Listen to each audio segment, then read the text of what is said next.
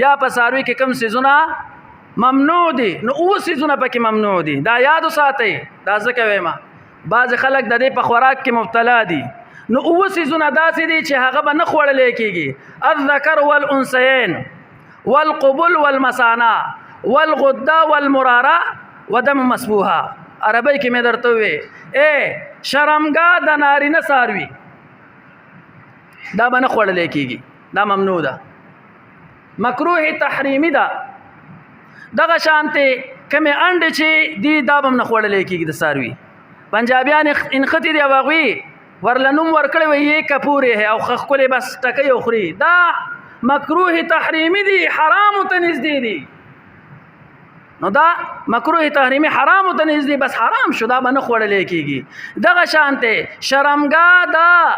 کومه چې ښځه څاروي وي د هغې به هم نه خوړلی کېږي بعضې پکې کومه دوبر چې ورته ویلې کېږي د نارینه او د ښځې چې کوم څاروي دي د هغې دواړو دا به هم نه خوړلی کېږي بعضې وایي علا کل حال دغه شانتې مثانه د څاروي دا به نه خوړلی کېږي مثانه چې وي د څاروي دا به هم نه خوړلی کېږي دا هم مکروه تحریمي دي او ورپسې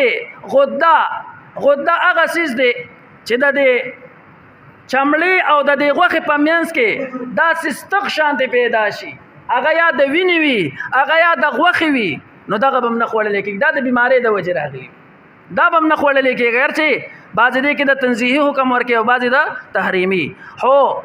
فتوا په دې باندې چې دا مکروه تحریمي دي حرامو ته نږدې دي دغه شانتې مراره تریخې ته منګه وایو خو تاسې هم تاسو لرکوئ هغه ته ځکه لرکوئ چې خوړلی کېږي نه ګیله به هم خوړو نه خوړلی کېږي ډېر زیات تریخ وي دا تریخ ورتاسې نه وایي